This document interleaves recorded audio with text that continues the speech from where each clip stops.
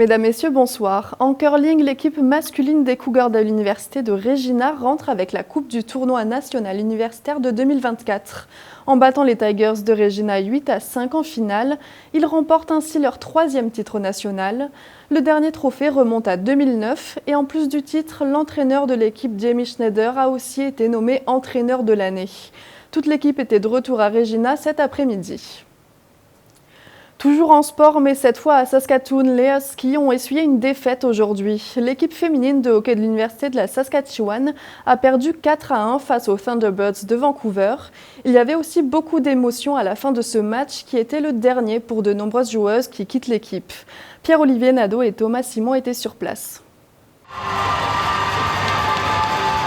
Jouer à domicile n'aura pas été suffisant pour les Huskies.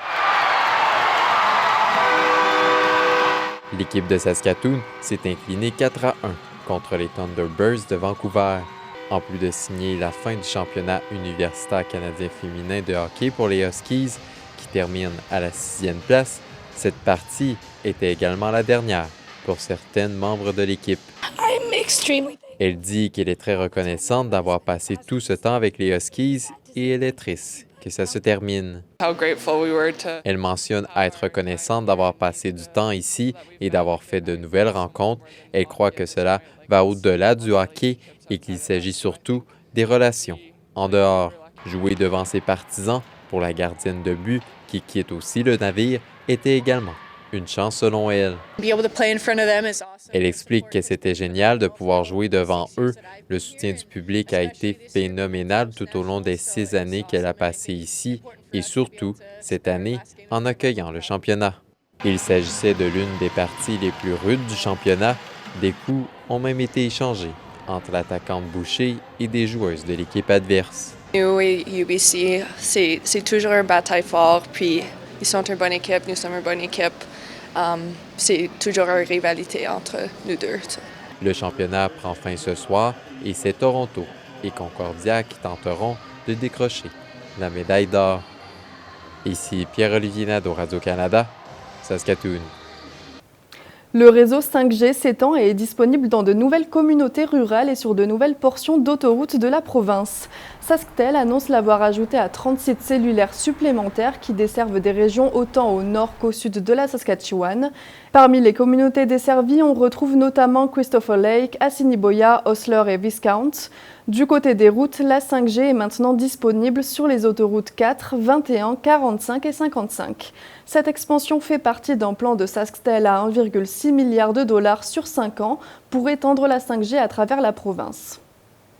Obtenir des produits menstruels dans le nord de la province peut être un vrai parcours du combattant pour les personnes autochtones des communautés isolées dans le nord de la province. Les chiffres d'une étude de l'Université de la Saskatchewan montrent que près des 3/4 des répondants autochtones affirment avoir de la difficulté à s'en procurer. L'étude a été réalisée en partenariat avec Moontime Connections, une organisation autochtone qui promouvoit l'équité menstruelle. Sa fondatrice, Nicole White, espère que ces données aideront à faciliter la distribution de ce type de produits. Through our work, we knew that there were massive gaps in access to period products, but there was no data to substantiate this. So, data speaks, it can affect change. So we set about to conduct this research and gather our data. Un nouveau programme de remise pourrait permettre aux nouveaux propriétaires de maisons éco-énergétiques de recevoir jusqu'à 9 000 $. Sask Energy lance le programme Homes Beyond Code.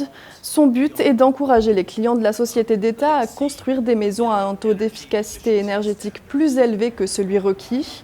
Le programme veut aussi aider les propriétaires à réduire les émissions domestiques de gaz à effet de serre.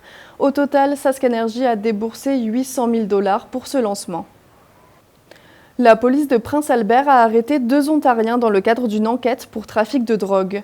Jeudi dernier, l'équipe de réduction de la criminalité a perquisitionné entre autres plus de 8 000 $, plus de 650 grammes de cocaïne, une arme et des munitions.